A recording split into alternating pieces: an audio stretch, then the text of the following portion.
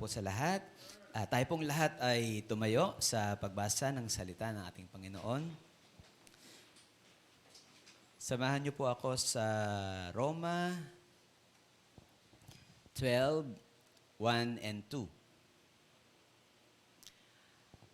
Ang sabi doon, kaya nga mga kapatid, alang-alang sa masaganang habag ng Diyos sa atin, ako'y nakikiusap sa inyo na ialay ninyo ang inyong sarili bilang isang handog na buhay, banal at kalugod-lugod sa Diyos. Ito ang karapat-dapat na pagsamba ninyo sa Diyos. Huwag kayong makiayon sa takbo ng mundong ito. Sa halip, hayaan ninyong baguhin ng Diyos ang inyong pag-iisip upang maunawaan ninyo ang kanyang kalooban. Sa gayon, magagawa ninyo kung ano ang mabuti, kalugod-lugod at ganap na kalooban ng Diyos. Tayo pong lahat ay dumako sa panalangin. O Diyos, aming Ama, maraming pong salamat sa araw na ito. Maraming pong salamat na kami ay nasa iyong bahay-sambahan, handang makinig ng iyong mga salita, Panginoon, at handang ilagak ang aming buong buhay at pag-asa sa iyo. Hindi lamang sa araw na ito, kundi sa mga araw pang darating at sa mga taon pang darating, Panginoon, na iyong ipinlano para sa amin. Dalangin po namin, O Diyos, na patuloy mo nga kaming turuan at hayaan mo, Panginoon, ang iyong Santong Espiritu ang mangusap sa bawat isa upang hindi lamang namin marinig, kundi maisapamuhay ang mga bagay na iyong ituturo sa amin sa umagang ito. Ito ang aming panalangin may pasasalamat sa ngalan ni Jesus. Amen. Amen. Sige po, tayo po ay makakaupo na. Ang atin pong pag-uusapan ngayon ay ang patungkol sa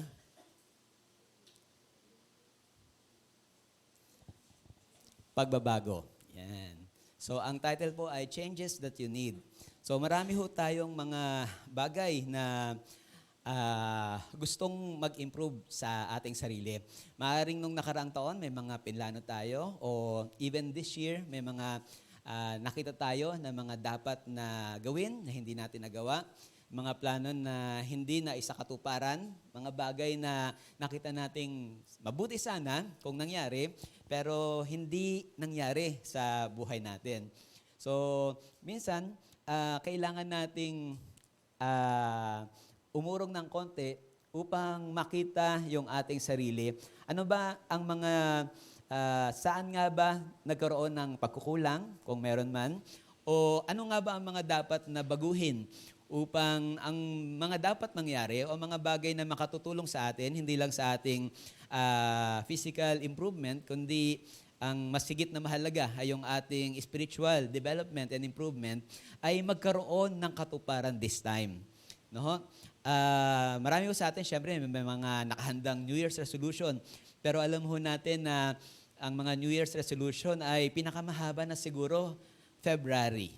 Yan. After February, nakalimutan na natin kung ano yung ating mga New Year's resolution. Natatandaan niyo pa ba yung inyong New Year's resolution last year? Siguro ang iba sabihin, magbabawas akong kumain. Naalala ko yun ang aking New Year's resolution eh. So yun nga ba talaga? Posibleng iyon. So ang next question ay, nagawa ba natin yung bagay na yon? So siguro nung first month or weeks ay nagawa natin.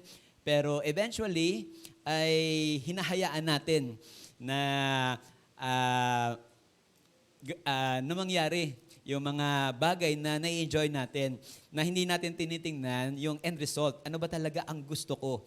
Yan. At ano ba nga talaga ang kailangan? Yan. Para ako ay maging kapaki-pakinabang, hindi lamang para sa sarili ko, sa pamilya o sa trabaho, kundi higit sa lahat sa gawain ng Panginoon. Sa umaga pong ito ay briefly ho ay i-discuss natin yung ano ba talaga yung mga kailangan nating changes.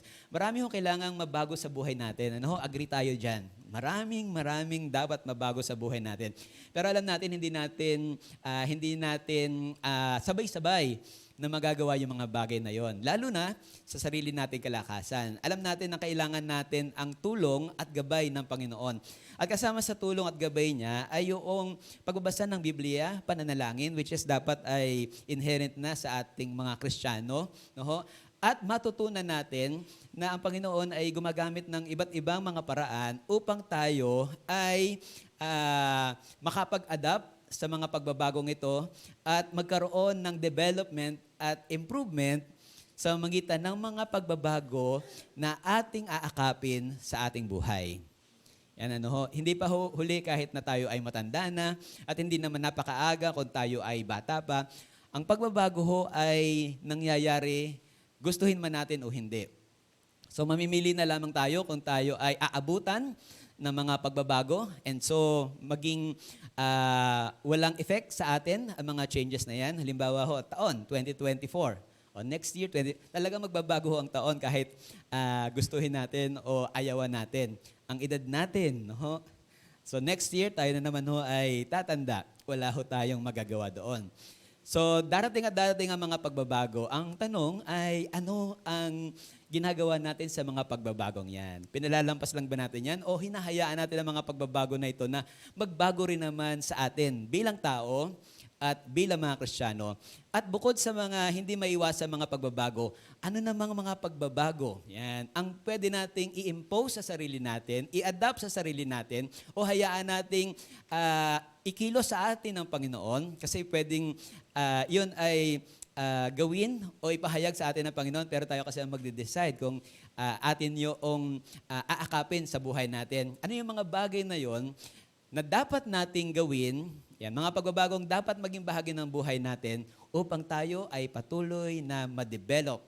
Yan, habang tayo ay nandito sa lupang ito. Okay, so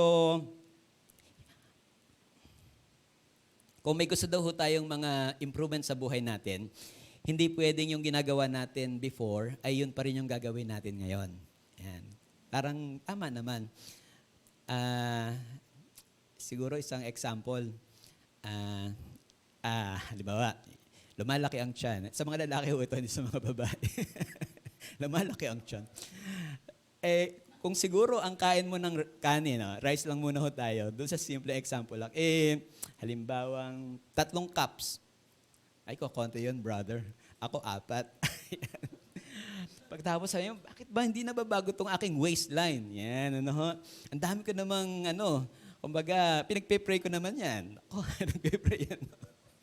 Pati yung pagkain, pinagpe-pray. Bakit yung waistline? So, siguro ang dapat baguhin ay yung ating intake ng, halimbawa, ng matatamis at saka ng mga maaalat, no ho? And yung ating mga carbohydrates. Sinasabi ko ito kasi yun din ang question and challenge ko sa aking sarili. Ibig sabihin, hindi tayo pwedeng magsabi na iaasahan natin ang development, ang progress, pero ang ginagawa natin ay pareho pa rin. Di ba? Parang niloloko natin yung ating sarili. At sasabihin natin, pinaubaya ko lahat yan sa Panginoon. Hindi pwede yun. Di ba? Dahil binigyan tayo ng karunungan ng Panginoon at tinuturuan tayo ng obedience ng Panginoon. Hindi para gawin siyang parang genie na, Lord, sana lumiit ang tiyan ko. Hindi pwedeng ganon. Ang Panginoon ay hindi lamang yung mga gusto natin at kailangan natin na binibigay, kundi binabago niya tayo. Yan, sa mga changes na daanan natin sa buhay na ito. Okay, sabi po doon sa John 10:10, dumarating ang magnanakaw para lamang magnakaw, pumatay at manira. Naparito ako upang ang tupa ay magkaroon ng buhay. Buhay na saganang lubos. Yan. So, yun ho ang plano sa atin ng Panginoon. Magkaroon ng buhay, sa ibang translation ay magkaroon ng buhay na ganap at kasaya-saya. No ho? Yun sa English translation naman ay abundant life, no ho? More abundantly. So yun naman ho yung ibang mga translation. Alam ho natin na pag sinabing abundant life ay hindi naman dahil sa tayo ay magiging successful, halimbawa financially, no ho, at marami tayong mga material blessings. Kundi ang itinuturo po ng Biblia, pagka sinabi na tayo ay bibigyan ng Panginoon ng buhay, yan, na masaganang lubos, ay kasama po dito yung kapayapaang ibinibigay ng Panginoon, no ho? Yung pagtuturo niya sa atin na mayroon tayong bagong buhay, yan, mayroong kagalakan sa ating mga ginagawa. Naunawaan kasi natin kung ano yung mga dapat natin gawin. At later on, makikita natin na ang talagang nagbibigay ng kasiyahan sa atin ay hindi yung ginagawa lang natin yung sa ating sarili, kundi yung ginagawa natin para sa ating kapwa, dahil yun ay ginagawa rin naman natin para sa Panginoon. Yung nagkakaroon tayo ng pag-asa, yung nakikita natin kung papaanong kumikilos ang buhay, sa ating buhay ang Panginoon sa araw-araw. So, lalo hong nagiging malinaw ang pagsama ng Panginoon sa ating buhay. And so, nagkakaroon tayo ng buhay na saganang lubos. Yan. So, ang Panginoon, ang kakikitaan natin o makikita natin na kapunuan at kakontentuhan ng ating buhay. At yun ho ang plano sa atin ng Panginoon. Pero sa maraming mga Kristiyano, madalas ang buhay ay laging struggle, no ho? Na minsan nga ay pag-attend lang ng church, struggle no? Bakit ganoon? Na parang malamig daw pag December. Yan. Kaya ang iba ay bumababa ang attendance sa mga churches. Isipin nyo, no? Lamig pa lang yon pero may effect na agad sa pagsunod sa instruction ng Panginoon. Di ba? Na wag daw po natin kalimutan ng mga pagtitipon. So, ang buhay na ganap ang buhay na ganap, yan. At dito sa translation ay masaganang lubos, ay yung nasa atin ng Panginoon, nasa atin ang kanyang kakontentuhan, nasa atin at nararanasan natin ang kanyang pag-asa at nagagawa natin ang kanyang kalooban na mayroong kagalakan sa ating buhay. So, sa premise pong iyon ay ipagpapatuloy natin na anong mga pagbabago yan, ang dapat na mangyari o dapat kong akapin sa aking buhay. Yan, upang patuloy akong lumago yan, sa buhay na ito at sa paglilingkod sa Panginoon. By the way, kadalasan hong result ng mga changes sa buhay natin ay trials, hindi ho ba? Kapag halimbawang may pinili tayong bago sa buhay natin, halimbawang kumakain, usapang ano muna ho, pagkain tayo, yun ang pinakamadali. Halimbawang dati ay 4 na cups ka ng rice. Talagang rice, no? Ngayon, nabasa mo, o di kaya ay sinabi ng misis mo, misis para talaga, no? O di kaya yung iyong doktor, 1 cup ka na lang. Ang hirap no, ano ho? 1 cup from 4, naging 1. So, ibig sabihin, meron talagang pag may mga changes, sometimes may sufferings. Yan, ako. Ang hirap talaga nun. At, of course, iba't ibang mga trials. Halimbawa, na minsan para kang nanghihina, yan, para kang lalong nagugutom, lalo kang natutuksong kumain ng mas marami. So, i-equate ho natin yung mga changes sometimes sa mga sufferings. And kailangan mapaghandaan natin yon at makita natin siya ng ganoon para mas maging aware tayo kung ano yung ating mga susuungin kapag pinili natin na magkaroon ng mga pagbabago sa ating buhay. Ngayon, ang tanong ay, bakit ba natin kailangan ng mga pagbabago? Ang sabi po doon sa Efeso 4:22 and 24, iwanan ninyo ang dating pamumuhay. Hubarin na ninyo ang inyong dating pagkatao na nasisira dahil sa masasamang pagnanasa. Magbago na kayo ng diwa at pag-iisip. At ang dapat ninyong isuot ay ang bagong pagkatao na nilikhang kalarawan ng Diyos at nahayag sa matuwid at banal na pamumuhay ayon sa katotohanan. Yan. So, ang pagbabago po ay expected sa ating mga Kristiyano, lalong-lalo na nung tinanggap natin ang Panginoong Hesukristo. Yan. Ulitin ko po yun. Ang pagbabago po ay expected. Yan. Actually, yun po ay utos ng Panginoon sa mga tumanggap sa ating Panginoong Hesukristo. Totoo na hindi natin mababago yung ating sarili. Pero kailangang i-allow natin ang Diyos na mabago tayo. Meron tayong participation. Hindi tayo pwedeng magising bukas na yung ating bisyo ay wala na. Kung hindi tayo nagdesisyon na iwan ang bisyo na yan. Yan. So may question tayo doon sa ating sarili. Meron pa ba akong mga bisyo na naiiwan sa aking buhay na dapat nang mabago? Na dapat kong alisin at palitan? No? So, isang biglang tanong yon sa ating mga sarili. No, maring bisyo na hindi naman nakakasama sa iba or bisyo na hindi naman nakakasama sa iyo physically, pero bisyo na nakakahadlang upang ikaw ay lumago bilang Kristiyano. No? Nag-iiba-iba ho kasi yung mga yung mga bisyo. Yung dati bisyo alak, halimbawa sugal, yun ang iba siguro. Pero ngayon, ano daw ang mga bisyo ngayon? May gusto bang sumagot? Cellphone, ako, tama. And survey says, 100%. Oho, yung cellphones, yung mga more on sa technology. Yan. So, sino ang guilty dyan? Ay, bakit? Talaga naman kailangan natin sa buhay ang cellphone. Totoo naman. Pero kung ginagamit natin yan at nakakabawas, yan, doon sa tamang oras sana na ibinibigay natin sa Panginoon, which is sometimes konti na, pagkatapos ay inuubos pa noong ka-scroll natin, bisyo na yan. No? So, syempre, nakikita ko yung mga body language, lilikot nyo. So, sasabihin, syempre, cellphone, nandun ang aking Bible. Sa cellphone, nandiyan ang mga apps na kailangan ko sa araw-araw. Diyan ako nag-check ng assignment, blah, blah, blah, blah, blah, blah. Diyan ako nakikibalita ng buhay ni yan. So, marami tayong pwedeng excuse. Bakit lagi nating hawak yung cellphone? Hindi na natin pag-uusapan kung valid yung mga reasoning na yon.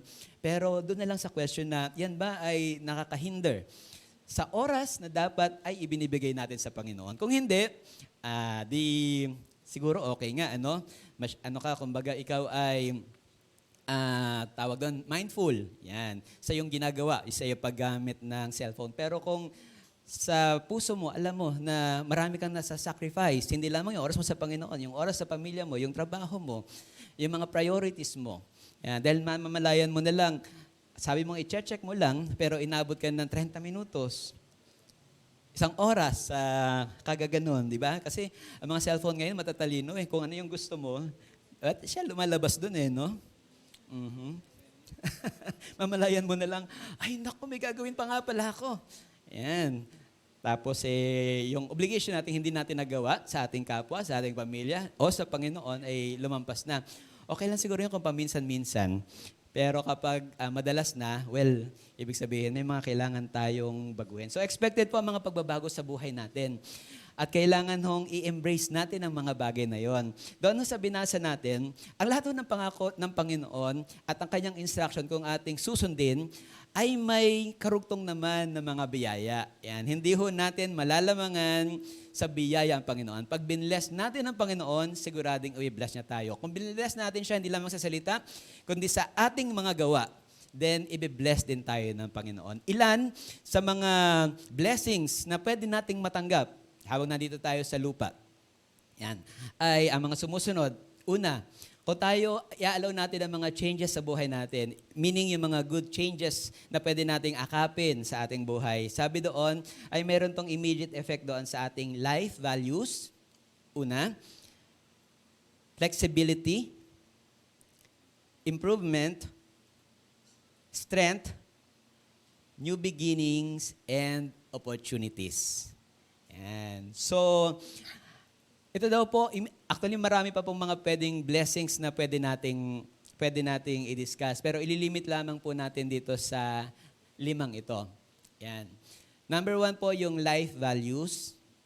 Tapos yung pangalawa, again, yung flexibility, improvements, strengths, and new beginnings, and opportunities. Doon po sa life values, kapag tayo daw po ay dumarating sa iba't ibang mga changes ng buhay natin, nagkakaroon tayo ng time para tingnan yung ating situation. Halimbawa tayo ay malakas. Yan. Tapos bigla tayo nagkasakit. Minsan doon nagkakaroon ng wake-up call upang tingnan natin yung ating mga sarili. Kung saan ba tayo, halimbawa, kailangang mag-improve? Ito ba ay sa kinakain natin? Ito ba ay sa ating kakulangan sa exercise?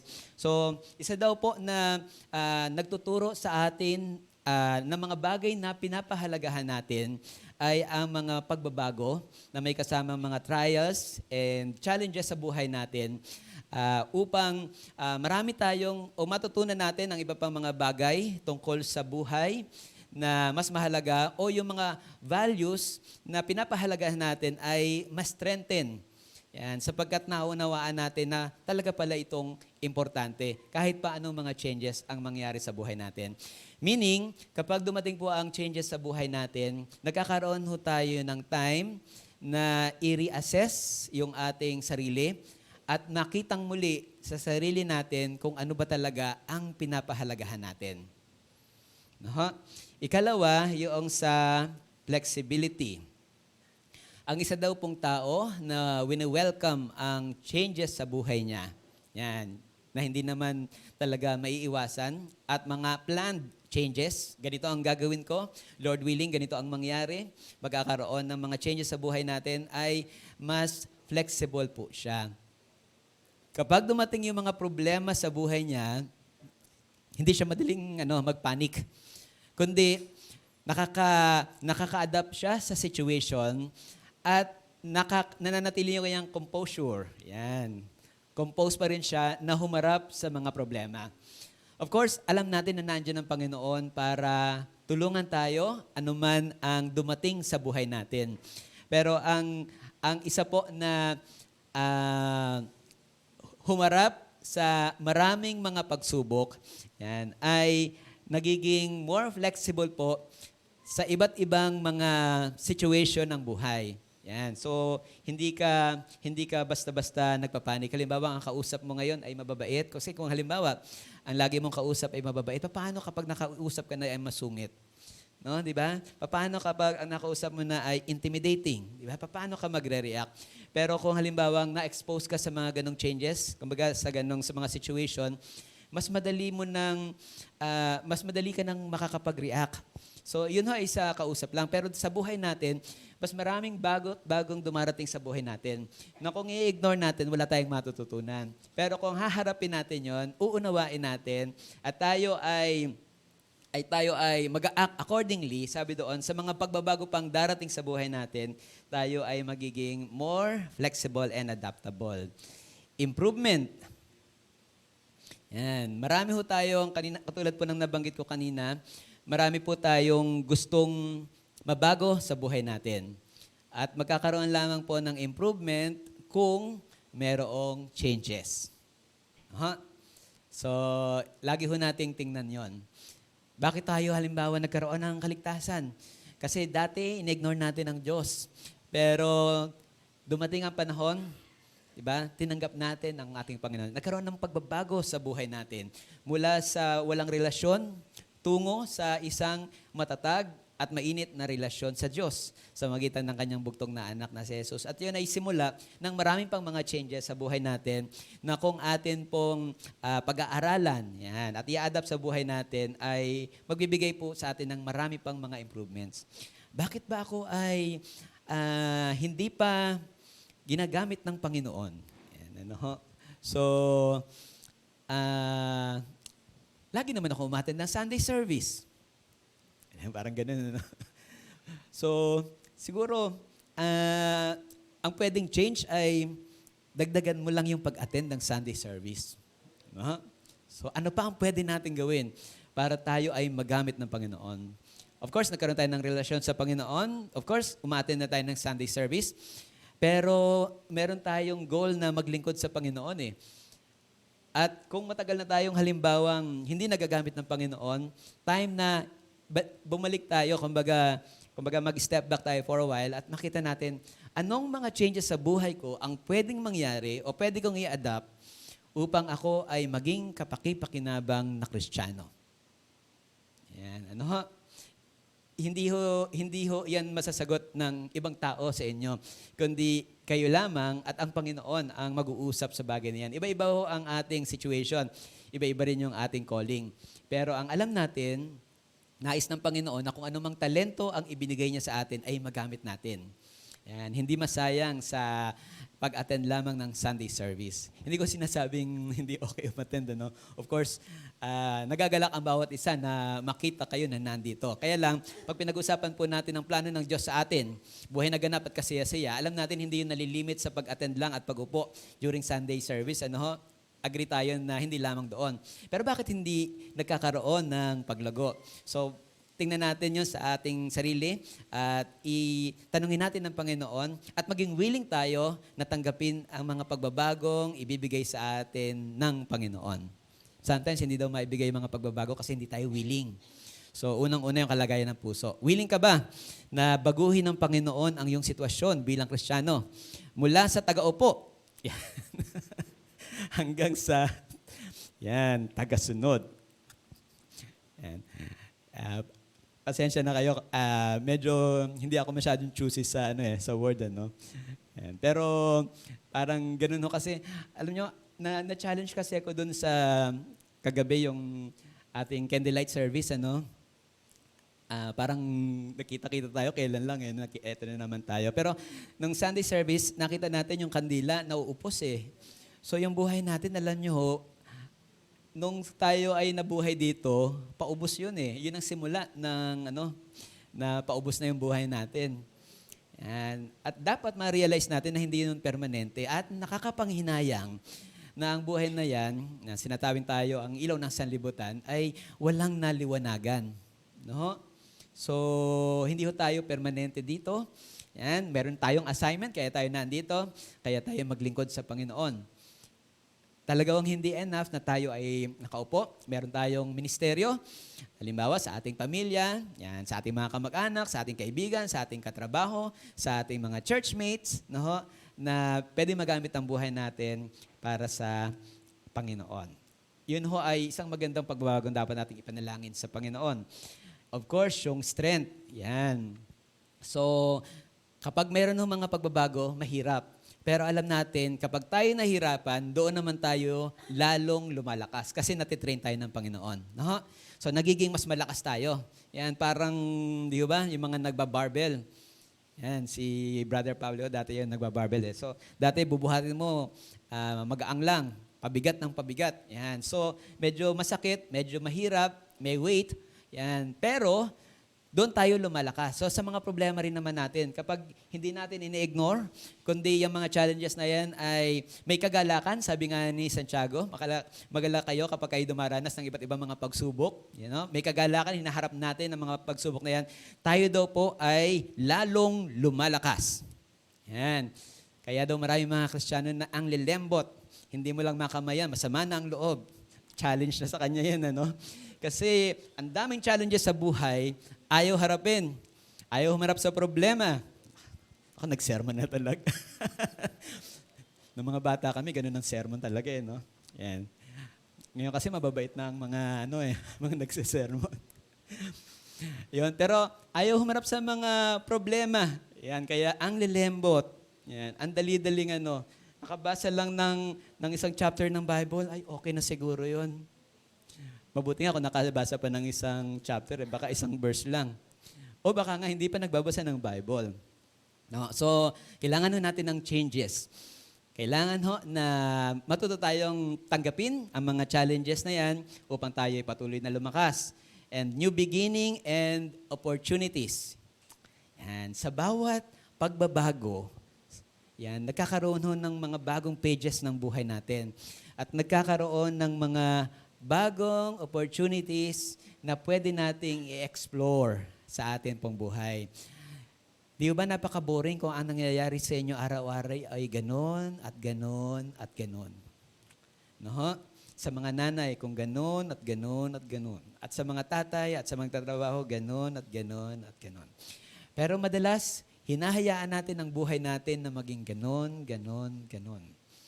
Samantalang, pwede nating hayaan, yan, na magkaroon ng mga pagbabago sa buhay natin at na-excite tayo kung ano pa ang pwede nating matutunan.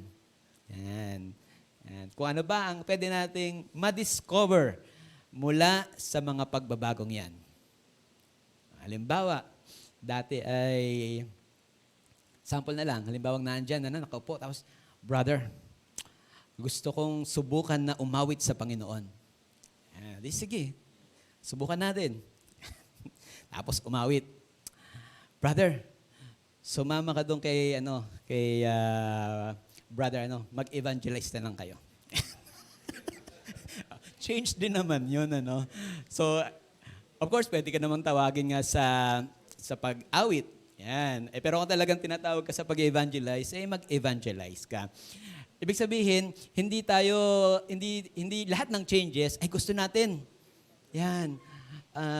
Brother, ako, gusto ko yung nag-aayos ng mga computer eh. Yan. Ganun ano. Hindi pwede na ang mga pagbabago na gusto nating matutunan ay yung gusto lang natin. Usually, ang mga pagbabago, medyo mahirap yan. No? Challenging yan. Pwedeng ganon, pwedeng hindi. Pero kung saan ka ilagay ng Panginoon, iyan ang importante ron. Kung saan ka ilagay na bagong pwesto ng Panginoon, doon ka dapat at doon ka magiging mas kapaki-pakinabang. No? Kasi ilang panahon lang naman mapupunta ka ron eh. Hindi naman yun permanente. No? Kaya wag natin sayangin ng panahon natin. Ayoko mag-evangelize, talaga gusto ko music eh. Kaya ilang taon ka nang nakaupo kasi gusto mo music. No? Sample lang ho yun. Pero minsan ganun ang natin na hinahayaan natin tayo ang masunod. And so, prevent natin ang mga changes. Samantalang, kung gagawin natin yung ipinlano ng Diyos, no? Na mga pagbabago sa buhay natin.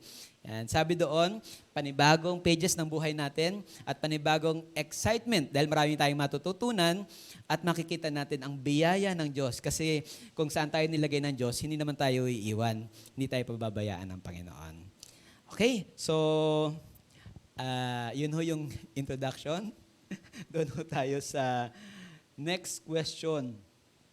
Summarize nga lang po muna natin. So bakit natin kailangan ng mga changes? Sabi po doon, life values, flexibility are some of yung result and blessings, improvements, strengths, and new beginnings and opportunities. Now, yun yung question.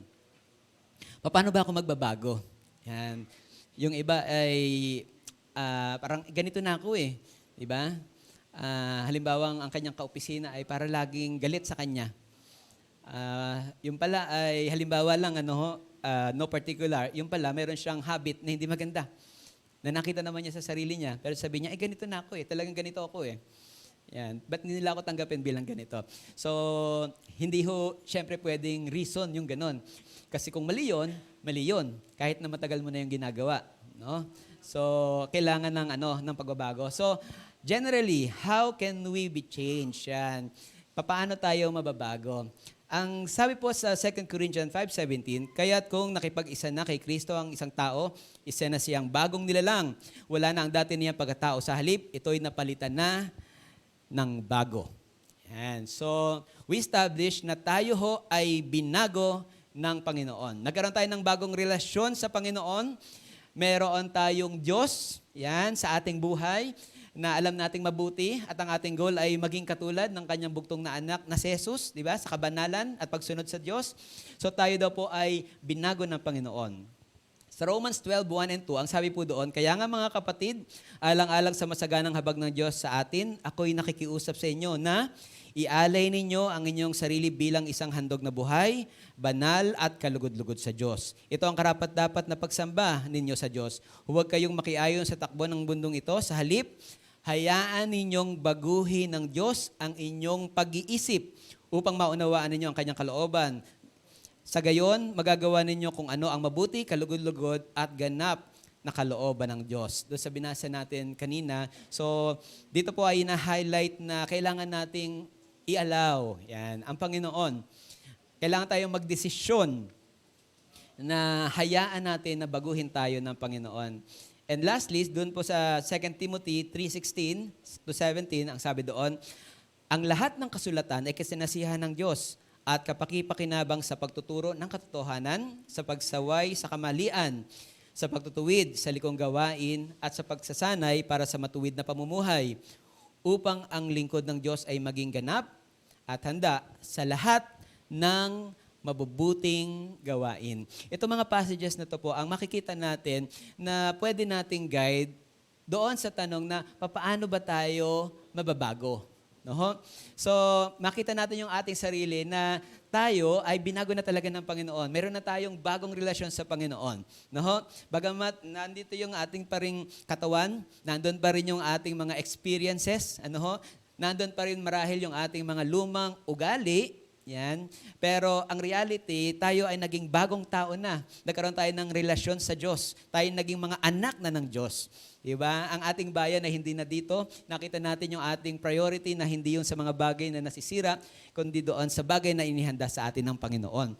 Doon naman sa Roman, sabi doon ay hayaan natin ang Diyos naman magbago sa atin. Ibig sabihin, day by day ay may mga changes na dapat nating i-allow na mangusap ang Panginoon at hayaan natin ang kapangyarihan ng Diyos na mabago tayo. Yan. At meron tayong participation. Ang pinakamalaking bahagi nito ay i-allow natin ang kilos ng Panginoon. Hindi i-resist ang mga pagbabago na dadali ng Panginoon upang tayo mabago, kundi ito ay tanggapin. Yan, nang may kagalakan sapagkat ito ang magtuturo sa atin ng kalooban ng Panginoon. Again, hindi ito basta darating sa ating mga pagbabago, lalo na ng ating karakter, ng basta-basta. Gagamit ang Panginoon ng tao, gagamit ang Panginoon ng mga sitwasyon, ng bagong tao, ng bagong sitwasyon upang tayo'y matuto na malaman ang pinakamabuti at gawin ang mabuti para sa kanyang kaluwalhatian. Now, ilan hong areas na kailangan hong mabago sa buhay natin? Pasensya na ho kayo at medyo marami, pero napaka-importante ho na makita natin ang bagay na to at may consider po natin sa ating buhay. Una ay yung ating physical health. Yan, hindi ko siya matanggal eh. Kailangan talaga na meron tayong pagbabagong gawin na merong effect sa ating physical health. Number 2 ay yung ating priorities. Yan, yung ating priorities. Number 3, yung ating mga habits. Number 4, yung ating mindset and attitudes. Number 5, our care of people. And number 6, ito importante, decision to be happy. Yan. Posibleng marami pa hong iba. Yan. Pero ilan ho ito sa mga nakita ko na importante. Yan. At pwedeng pagsimulan ng mga ilan pang mga pagbabago sa buhay natin. Lalo na po doon sa part ng priorities, habits, and attitude. Okay? So, doon po sa 1 Corinthians chapter 3, verse 16, sabi doon, hindi ba ninyo alam na kayo'y templo ng Diyos at naninirahan sa inyo ang kanyang espiritu? Doon po sa part ng physical health. So, ang atin pong daw katawan ay templo ng Panginoon. May purpose po yan. May gamit yan, kaya templo. Di ba? So, kailangan yung ating mga katawan, kailangan laging ready kapag kailangan ng Panginoon. Hindi yung hindi ako maka-attend kasi nahantok pa ako eh. Kasi, sabihin ko yung kay Brother Roel, halimbawa, na weakness daw ngayon. Bisyo. Nag-cellphone ka hanggang madaling araw eh. Tapos hindi ka maka-attend ng gawain dahil inaantok ka pa. No? Sample lang naman yon. Pero kung halimbawa ganun yung mga reason, physically, kailangan na magkaroon tayo ng mga changes. Kailangan ho, ang templo ng Diyos ay laging ready para sa gawain ng Panginoon o para gawin ang kalooban ng Panginoon. Meron ka dapat sharean, hindi mo mapuntahan kasi nagkasakit ka. Yan. Of course, kung talaga naman nagkakasakit ang tao. Pero dahil sa kapabayaan, halimbawa, o dahil sa December kasi ngayon, dahil sa dami ng iyong kinain, nasira ang iyong tiyan at hindi mo nagawa yung mga part na dapat mong gawin, then i-revisit po natin yan. So sa physical health, ilan ho ito sa mga suggested action item na maganda hong bantayan natin. Yan. Hindi lang yung malaman natin, kundi bantayan natin sa sarili natin. Ilan lang ho sa mga nailista, pero tingnan ho natin kung alin ang pwede nating i-adapt. Number 1, kailangan daw po tayong kumain properly and mindfully. Yan. Nung bata ako, ito lang ay eat properly lang. No?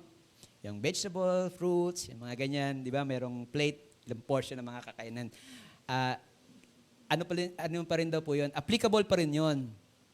Pero idagdag po natin daw yung pagiging mindful sa atin pong pagkain na habang tayo kumakain ay nilalasap natin yung ating kinakain, yung tamis, no? Yung lasa ng mga pagkain natin. Hindi yung kain lang tayo ng kain habang nanonood ng TV. Kain ng kain habang nagse-cellphone. No ho? Marami daw po tayong matututunan at mas maganda sa ating, hindi lang sa physical health, kundi sa ating mental health, na kapag tayo kumakain ay mindful tayo sa ating mga ginagawa, maging sa atin pong pagkain. No? Minsan anong kinain mo kanina umaga? Ako, hindi ko maalala. Kasi habang kumakain ka, nagse-cellphone ka. No? So, sa halip na halabang kumakain ko, sarap naman ng luto ng aking misis. Halimbawa, no? Pero hindi mo masasabi yun. Kasi kain ka lang ng kain at cellphone ka ng cellphone. So, and so on. So, baguhin daw po natin yung the way we eat and be mindful daw po kapag tayo kumakain.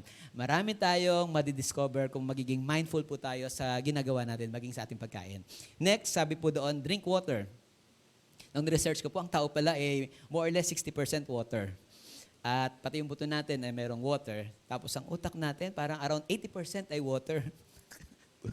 Tubig lang pala to. No? At ang sabi doon ay kapag 2% nung 60% na yon ay kulang tayo sa water, affected tayo physically and even mentally. Kaya yung iba dyan ay puro soft drinks ang iniinom, puro iced tea, puro coffee. Mag-water din daw po tayo. Kaya nilikha yan ng Panginoon para replenish tayo. No ho? Ayan, huwag masyado sa soft drinks. No ho? Ang taas ng sugar niyan. Lalaki lalo ang tiyan. Tataas ang sugar. Have enough sleep. Ayan, tulog ho. Sa oras ng tulog, tulog. Ayan. Huwag nating i-sacrifice kasi sabi doon, kailangan ready lagi tayo para gawin ang kalooban ng Panginoon. Get up early. Maaga daw pong gumising. Inilagay ko po to kasi hindi ko to magawa So, get up early. Alam niyo po bang sa umaga pala, yun pala ang talagang base doon sa na-research ko, maraming mga successful na tao, Christian or non-Christian, talagang maagang gumising. Yan. So, dahil sa umaga daw, mas refresh yung ating utak, mas maganda yung mag-function yung ating utak pag tayo daw po ay bagong gising kasi na-recharge siya, nakapagpahinga siya. Yan. Kaso, doon sa iba, magigising, halimbawa, ang dapat ay aalis na ng alas 7, gigising ng 7:30. Kaya pag gising ng 7:30, stress na agad. No? Na-miss niya na yung time na sana ay nagpa-function ng mas maganda yung kanyang utak kasi na-stress na agad siya early morning pa lamang. At the same time, sa ating mga Kristiyano, yun din ang pinakamagandang oras na tayo ay makipagniig sa Panginoon. Kasi open yung ating isipan. Yan, hindi pa tayo distracted ng iba't ibang mga situation at pwede pa tayong hindi lamang makipag-usap sa Panginoon, kundi makinig sa sasabihin ng Panginoon. So, magising daw po tayo ng maaga. Ang mangyayari lamang yun kung maaga rin tayong matutulog. And then, exercise regularly. Yan, nilagay ko rin kasi kulang din ako niyan. Pero base sa research, ito yung mga basic na kailangan kung gusto natin na magpabago sa ating physical condition, wala shortcut. Eat properly and mindfully, drink water, have enough sleep, get up early, and exercise regularly. Next, priorities. Kailangan daw nating i-revisit ang ating mga priorities. Doon sabi natin kanina sa Romans 12:1, kaya nga mga kapatid, alang-alang sa masaganang habag ng Diyos, ako'y nakikiusap sa inyo na ialay ninyo ang inyong sarili bilang isang handog na buhay, banal at kalugod-lugod sa Diyos. Ito ang karapat-dapat na pagsamba ninyo sa Diyos. So sabi doon, ialay. So meron na tayong bagong mandate. Sabi doon, ang buhay natin ay dapat ialay na natin sa Panginoon. No? Yun ang ating, kung mga pagpili natin, yun ang ating goal. Kaya magbabago yung set ng ating priorities. Di ba ganun yun? Kung meron kang ganung goal, nagbabago yung set ng yung priorities. Halimbawa, gusto mo na maging, halimbawa, ay magaling sa basketball. So, ano mga priorities mo? Siguro mag-practice, kumain ng tama, no? Magpaturo sa marunong mag-basketball, nandun yung mga priorities mo. So, kung ang ating namang priority, sabi doon ay paghandog ng ating buhay sa Panginoon, magbabago rin ang ating goal ay ibigay ang ating buhay sa Panginoon, magbabago rin naman yung ating sets of priorities. At dapat ganun ang ating maging mindset na ano bang priorities natin this year?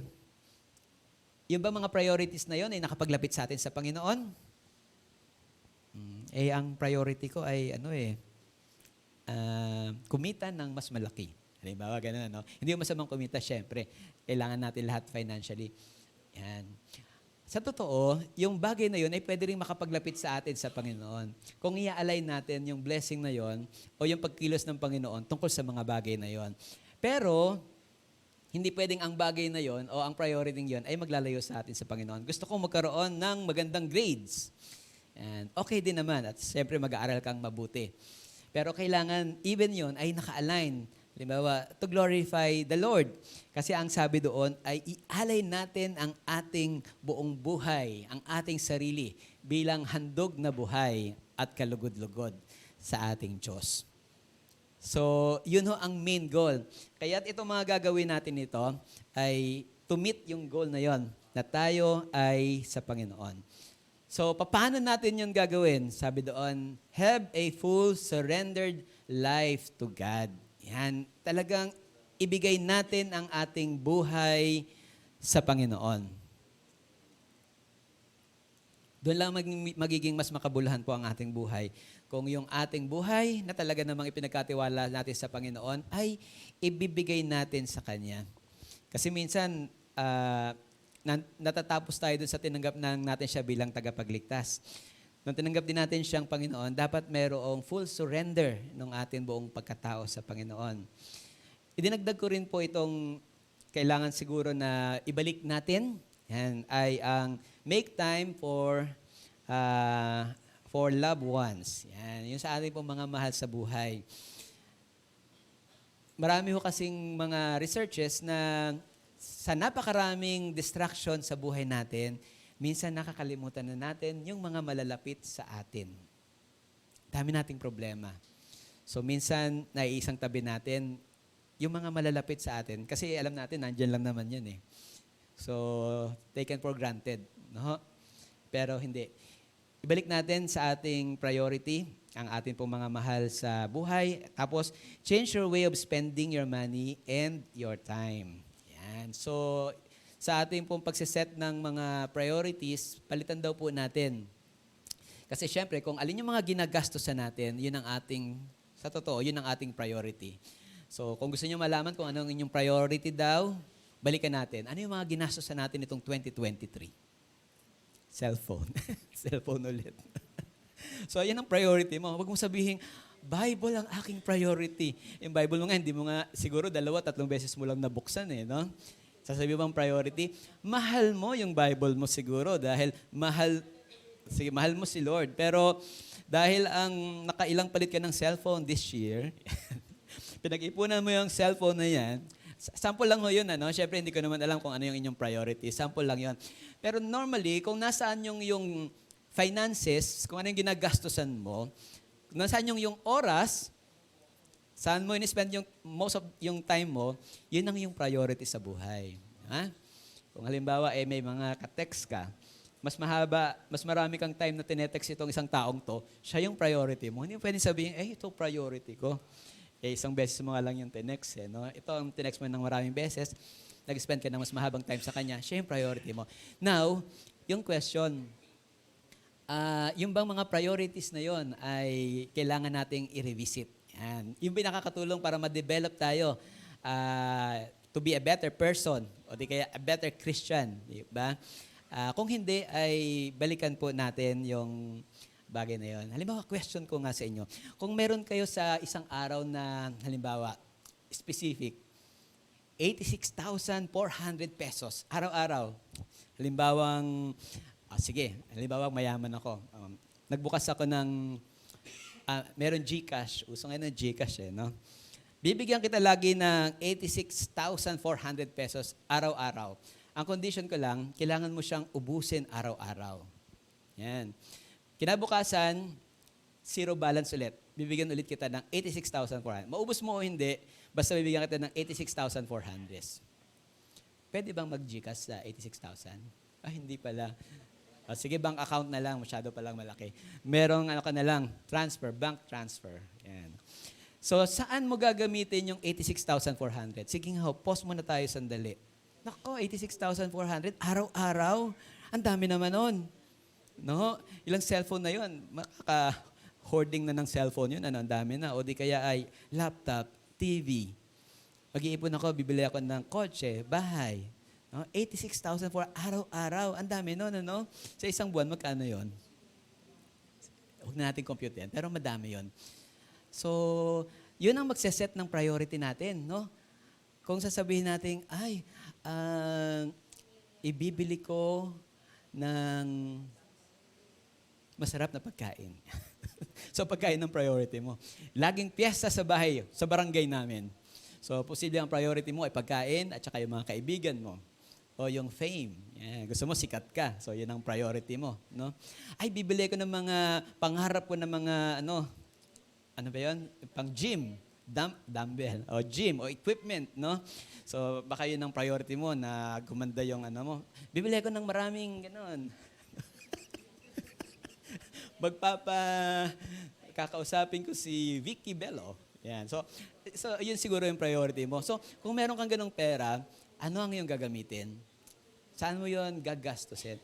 Pero, alam niyo po ba, ano lang yun, sample lang, para minsan kasi hindi natin siniseryoso yung, meron naman tayo nun talaga eh. Alam niyo, araw-araw daw, meron tayong 86,400 seconds ng buhay natin. Yun ho yung doon tayo pantay-pantay eh. Kung ano yung binigay sa'yo ng Panginoon, 86,400 sa araw na to, yun din ang binigay sa Kanya, binigay sa Kanya, binigay sa Kanya. Pare-pareho tayo.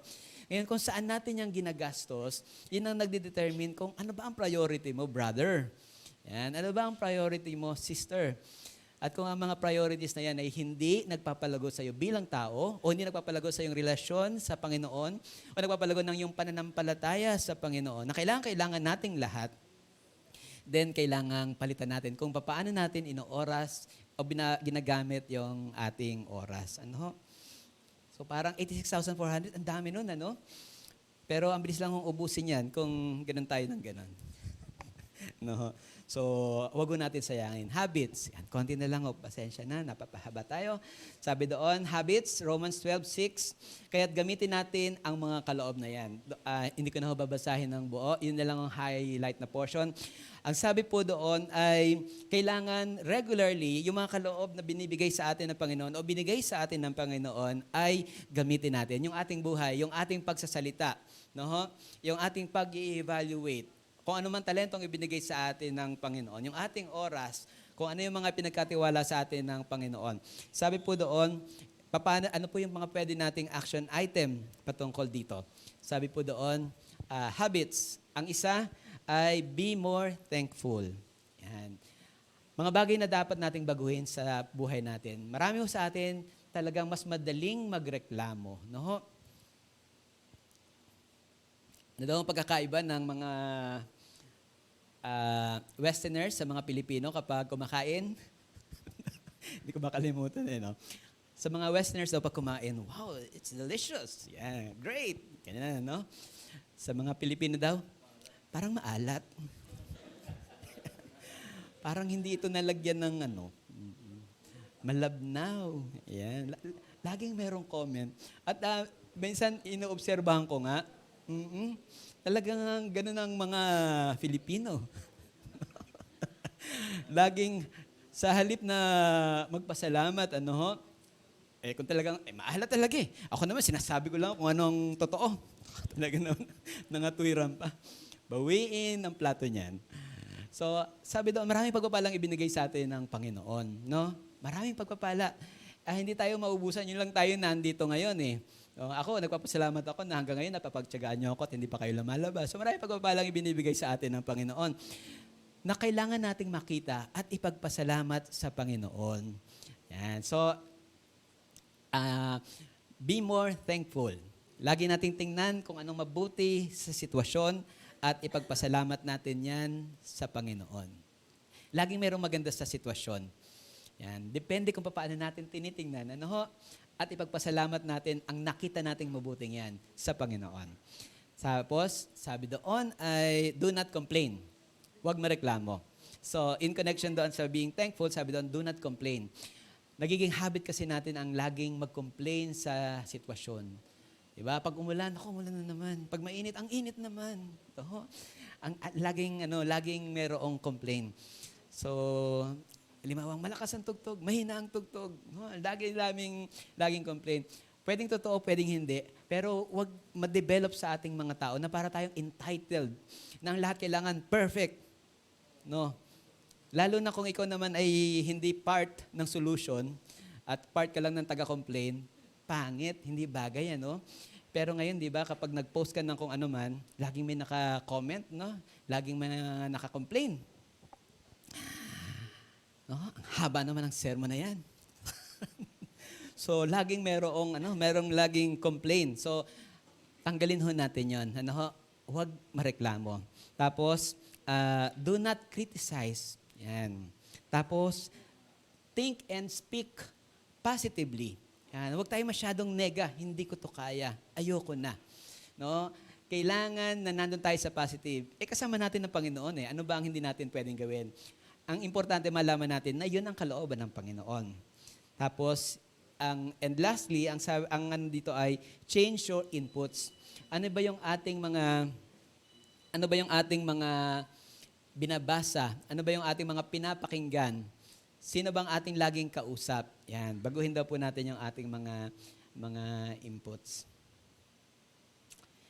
Naalala ko po yung isang kwento tungkol doon sa mahilig mag-complain. At narinig niyo na po siguro ito. Meron daw isang hari na merong isang road, pinalagyan niya ng isang malaking bato.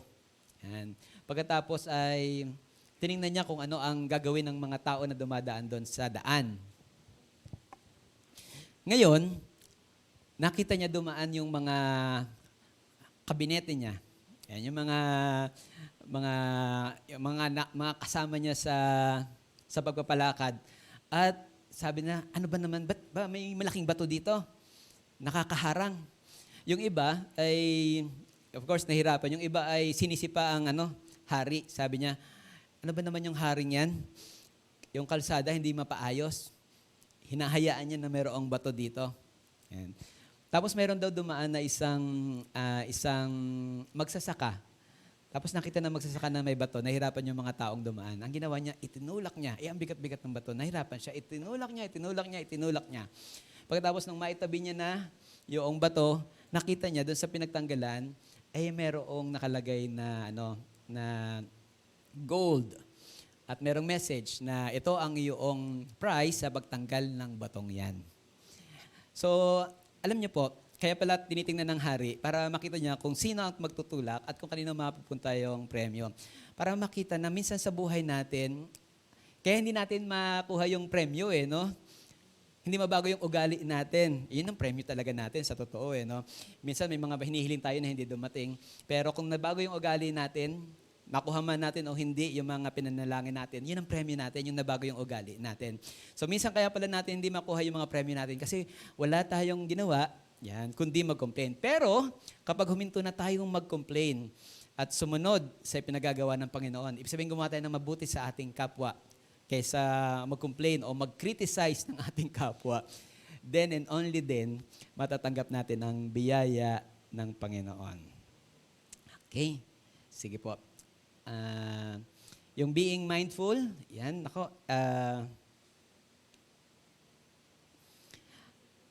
doon sa verses, Romans 12 and 2, ang sabi po doon, huwag kayong makiayo sa takbo ng mundong ito, sa halip, hayaan ninyong baguhin ng Diyos ang inyong pag-iisip. Yun pong mindset natin.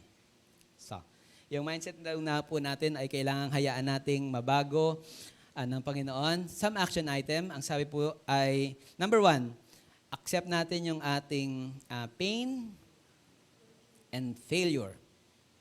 Yan. Hindi ho natin tatanggapin sa buhay na ito yung mga bagay na magaganda lang, kundi yung mga sa tingin natin ay pangit. Sapagkat pag tinanggap po natin ang mga bagay na yon din, tayo ho ay magiging kapakipakinabang sa atin pong buhay. Meron hong isang kwentuhan ko uli kayo para mas madali hong maunawaan. Meron daw pong isang donkey na nahulog doon sa malalim na butas. Yan. Yung may-ari, gusto niyang hilahin yung donkey pero hindi niya magawa. Sinubukan niya ng itali, hindi niya mabuhat at nasasaktan din lang yung donkey. So, naawa siya doon sa donkey dahil magugutom, mauuhaw yung donkey at unti-unting mamamatay. So, pagkatapos niyang gawin yung lahat ng pwede niyang gawin, sabi niya, kawawa naman ng donkey na to, binalak niya na tabunan na lang para mamatay agad, para hindi na maghirap. No? So, ang ginawa niya, kumuha siya ng lupa, tapos tinabunan niya ng tinabunan yung donkey. Pero alam niyo ho ang nangyari? Yung donkey, dahil sa natatabunan siya, sinishake off niya yung lupa. Tapos bumabagbag sa lapag, tapos natatapakan niya yung lupa. So nakita nung magsasaka, pwede pala yon. So nilagyan niya na naman ng lupa, so ganoon na naman yung donkey, tinatanggal niya yung soil sa kanyang katawan, tapos tinutuntungan niya yon at tumaas at naiahon ang donkey. Yan. Minsan sa situation natin, parang ang problema, ang pangit. No? Ang pangit. Parang wala na tayong solusyon. No? At minsan ay ang sitwasyon ay parang marumi o pangit. Pero kung ito ho ay tatanggapin natin, yan, makikita ho natin na even yung ating mga pain, yan yung mga sakit natin, no? Yung mga nararanasan natin na mga hirap, ay pwedeng makatulong sa atin upang tayo ay maging mas malakas at makaahon sa anumang problema ng buhay. So, maging katulad ho tayo ng donkey, maging matalino tayo. Huwag tayong matakot sa lupa. Yan. Kundi gamitin natin ang kada sitwasyon upang tayo ay iahon ng Panginoon. Next is to accept bigger accountability. Also, accept responsibility. Yan. So, ito yung challenge ko sa bawat isa, na tayo ho ay tumanggap ng mga responsibility, yan, para sa atin pong pagsunod sa kalooban ng Panginoon. And even sa office, halimbawa, o sa ating sa trabaho, minsan pag extrang trabaho, parang ayaw natin, Pero kung halimbawa may mga dumating na bagong responsibilidad sa atin, ay gamitin natin. And then, reflect in life. Importante ho na sa kada sitwasyon ay babalikan natin yung ating sarili at makita natin kung saan tayo nagkulang at saan tayo pwedeng magbago. And then last is to embrace all your emotions. Kung ano daw po yung ating nire-resist ay siyang nagpe-persist. Yan. Kaya kilala natin na meron tayong ganong emotion. Tayo ba'y galit? Tayo ba'y masama ang loob? Tayo ba'y naduduwag? Yan. So kilala natin, tanggapin natin yung katotohanan na yon at ilagak natin sa Panginoon. At ang Panginoon ang siyang magbabago ng ating isipan at ng ating damdamin kung atin siyang iaalaw. And last, ay change your self-talk. Malaking bagay daw po pala kung paano natin kinakausap yung ating sarili. Mahina ako, di ba? Ganito lang ako. Yan. Next year ho, iwasan na natin yan. Yung mga bagay na hindi ko kaya yan. Naalala ko yung kwento ng isang elepante. Di ba? Elepante, ang laki-laki. Nakita nung isang tao, meron lang siyang tali na manipis lang naman. Siguro ganito kanipis lang. Pero yung elepante, hindi umaalis doon sa tali. Kapag niya yung tali, nag-stay na siya doon. So tinanong ng tao doon sa trainer, bakit hindi, ang laki-laki ng elepanteng yan, kayang-kaya niya putulin yung tali, ba't hindi siya nagtutuloy? Sabi niya, nung bata kasi ang elepante na yan, nakatali na yan dyan. So nung bata siya, hindi niya kayang putulin yung tali. Kaya, even nung malaki na siya, akala niya, hindi niya mapuputol yung tali at hindi na siya nag-explore pa. At hindi na siya nagpatuloy pa. Minsan ganun tayo Minsan pag nabigo tayong minsan, hindi ko kaya, mahina talaga ako. Hindi totoo yun di ba? Dahil, I can do all things through Christ who strengthened me. At marami pang mga pangako ang Panginoon na para sabing magkaroon tayo ng buhay na ganap at kasaya-saya. At sabi niya, may plano siya para sa atin na minsan nililimit natin dahil sa isang failure ng buhay natin. Dahil nabigo tayong minsan, hindi talaga ako para dyan. Di ba? Napayo kang minsan, hindi talaga ako para sa music. So, wag daw hong ganon. Isa pa hong kwento, bago tayo lumipat doon sa isa. May nag-uusap na mag-inang camel. Sabi nung batang camel, Nay, bakit ang likod natin ay may umbok? Sabi niya, anak, Nandyan kasi yung fats para kapag nasa desert tayo at wala tayong makain, meron tayong fats na pwede natin gamitin. Hindi ho tubig ang laman nun, fats. Kala nung iba tubig no? So, fats. Ano ba? Nay, ganun ho bala. Bakit ang mga paa natin ay mahaba at saka bilog? Anak, ganyan yan dahil sa desert tayo ay naglalakad, magamit natin yung ating malalakas at mahabang mga paa. Okay. Tapos, okay. Tapos tanong uli yung bata, Nay, bakit ang haba ng ating pilik mata? Anak, kasi sa desert ay maraming buhangin. Yeah, para hindi tayo mapuwing. So kaya pala tayo may humps, may paang ganito, at saka may pilik matang mahaba ay dahil pala sa sa disyerto, kailangan yan. Ang huling tanong ng anak, Nay, bakit nandito tayo sa Manila Zoo? Ay, wala pala sa Manila Zoo, Bakit nandito tayo sa zoo? Di ba, no? Well, nakakalungkot na nakakatawa, pero madalas sa atin ganun no? Na ang dami nating in-equip tayo ng Panginoon na marami tayong pwedeng gawin, no? Kompleto yung ating mga kamay, paa, pag-iisip, tapos yung guidance ng Panginoon, and yet hindi natin ginagamit. Yung camel, wala siyang choice kasi nakakulong siya. Pero tayo, nakakulong ba tayo? Hindi naman no? Pero minsan pinipili natin na doon lang tayo. Pakuyakoy at nag-i-enjoy sa kung saan tayo ay komportable. Ibig sabihin yung mga dating bagay kasi doon tayo komportable, di ba? So, hindi daw dapat ganoon. Kundi kung saan tayo dinesign ng Panginoon ay doon tayo magpatuloy. No? Gawin natin kung saan tayo tinawag at nilaan ng Panginoon. Fifth is to care and our care for people. Na tayo ho ay baguhin natin daw kung paano tayo nagmamalasakit sa ating kapwa. No, hindi lang 'yung sa ating sarili, hindi lang 'yan sa ating mga mahal sa buhay, kundi dahil sa ating kapwa. And to do that, sabi doon, we should be more understanding. Okay? More understanding. Appreciate people and things they accomplished. Hindi yung puro tayo reklamo. Kung may nagawang maganda yung ating kapwa o yung ating anak, and pinakamainam daw na i-acknowledge natin yon, no? And i-appreciate natin yon. Baguhin din daw po natin yung ating pakikipag-usap and be a good listener. Matuto tayong makinig. Alam niyo po, kapag tayo nagsasalita, o tayo ang daldal ng daldal, wala naman tayong masyadong natututunan. Mas importante yung tayo nakikinig. Doon tayo mas maraming natututunan. So, be a good listener. At saka yung kausap natin, mas nakikita niya, pinapahalagahan natin siya kung tayo ay nakikinig. Hindi yung konting sabi niya, ang dami nating sinasabi. So, makinig tayo, makita natin yung pangangailangan niya upang hinggit tayong makatulong. Be on hand to help others. Tumulong po tayo sa mga tao. Hindi ho natin sila kasama sa habang panahon. Yan man ay kapitbahay, yan man ay kaibigan.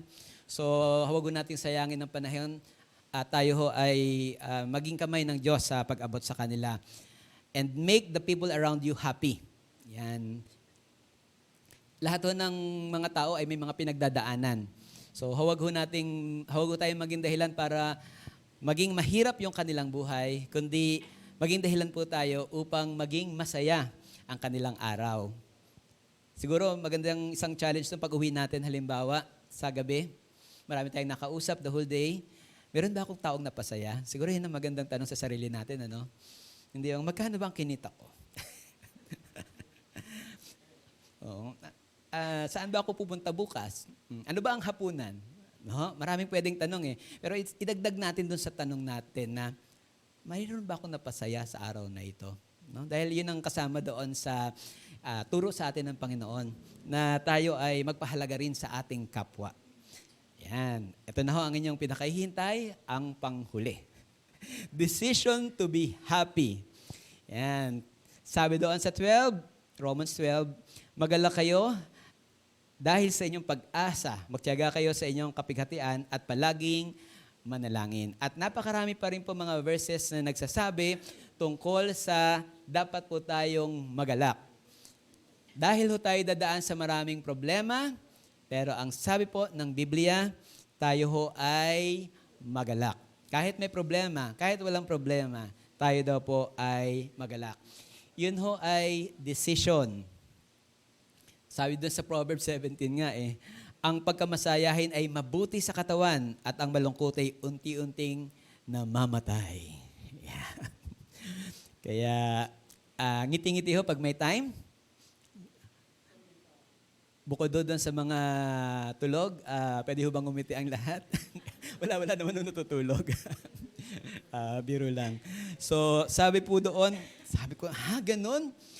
Ang malulungkot ay unti-unting namamatay. Bigla ako napangiti. Parang ayoko pa, Lord. Sabi doon, ang masasayahin ay mabuti sa katawan. So, talagang nandun yung benefit ng pagsunod sa Panginoon. Sabi doon na tayo magalak. At yun ang katotohanan talaga ng buhay. Na maraming mga body chemicals na nade-develop na maganda nakakatulong sa atin kung tayo ay masayahin. Yan. How to do it? Sabi doon, una, kailangan tayong magdesisyong magpatawad. Yan. Meron bang mga nakasakit sa atin? So, magpatawad daw po tayo. Dapat next year, wala na kayong, hindi ko talaga makalimutan yung ginawa niya sa akin. Yan, mga ganong mga effect, Hindi lamang para tayo ay humaba ang buhay o maging malusog, kundi ang yun ang kalooban ng Panginoon na tayo ay magpatawad. Explore new things, enjoy, and learn. Yan. Pwede kang lumabas ng bahay. Pwede kang mag-try ng ibang bagay. Yan. Lalo na kung yun ang pinagagawa sa iyo ng Panginoon. Kahit na mukhang mahirap. Yan. Pwede kang makipag-usap sa ibang tao. Yan. Halimbawa, katabi mo, laging yan ang kausap mo. Iba naman. Iba naman. Baka sawan-sawa na siya sa'yo. Pwede ka naman makipag-usap sa iba. No? Marami ka rin matututunin sa kanya. No? Sinimulan po natin yung mentor-mentee and nakakatuwa po na nagiging blessing po sa lahat, hindi lang dun sa mentor, kundi sa mga mentee. And kung kung gusto nyo magpa-mentor, meron po tayong list of mentor na pwede hong makatulong sa inyo. Pwede ho kayong ma-include sa next batch ng mentor-mentee program. Tapos, live for experiences, not things. Yan. So, kung ano daw yung meron tayo, yan, natin yon. Kumbaga, enjoy natin.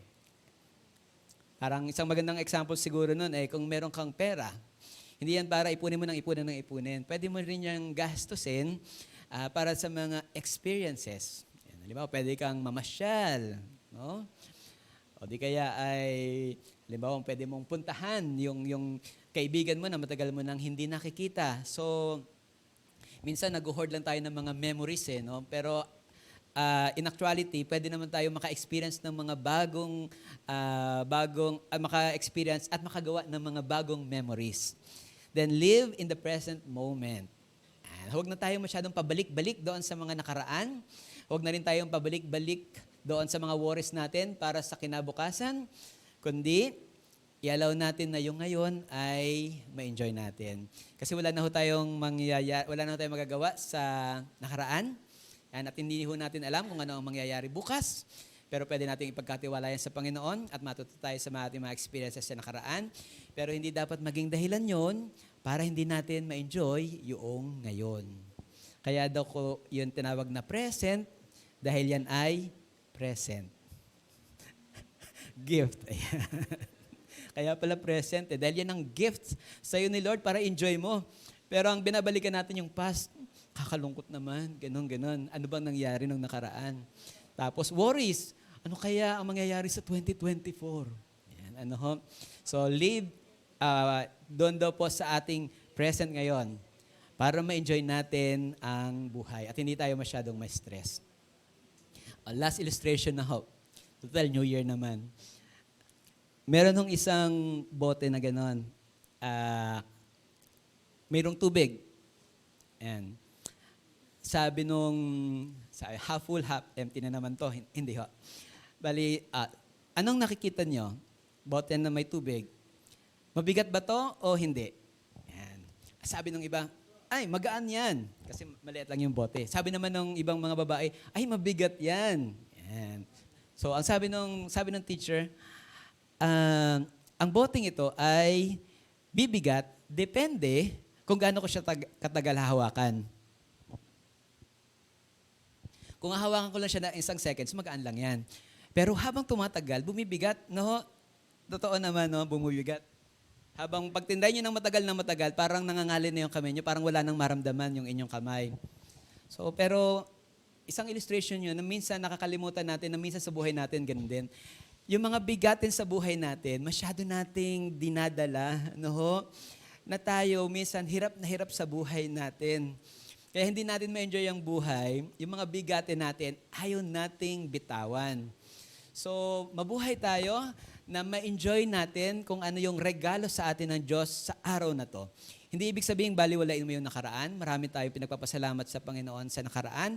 Marami tayong natutunan dahil sa nakaraan. Hindi natin sinasabing huwag paghandaan yung bukas. Kasama natin ang Panginoon na harapin ang bukas. Kasama ang kanyang biyaya. Pero huwag tayong ma-stress. Yan. Huwag nating hayaan ang buhay natin ng ma-stress sa mga bagay na wala tayong control. Nangyari na at mangyayari pa lang. Kundi yung ngayon, ang enjoy natin kasama ang pangako at ang biyaya ng Panginoon. Tayo pong lahat ay tumayo. Tayo po ay manalangin. Hallelujah. Maraming pong salamat, O Diyos, sa iyong mga salita na amin pong napag-aralan. Maraming pong salamat dahil tunay na ikaw ay mabuting Diyos. Turuan niyo po kami, Panginoon, na huwag matakot sa anumang mga pagsubok ng buhay. Huwag matakot, Panginoon, sa mga pagbabagong hatid, Panginoon, ng panahon at ng mga taong darating, Panginoon. Kundi lagi naming paghandaan, Panginoon, na ibigay ang aming buhay sa iyo, Panginoon. Lagi naming ipagpasalamat na kasama ka namin, O Diyos. Lagi naming kilalanin ang iyong magagawa at gagawin sa aming buhay. Muli, O Diyos, maraming pong salamat sa lahat ng bagay na iyong ginawa at gagawin sa amin. Ikaw ang mabuting Diyos. Ikaw ang nagmamahal naming Ama. Ito po ang aming panalangin sa pangalan ni Jesus. Amen. Amen. Purihin po ang Panginoon.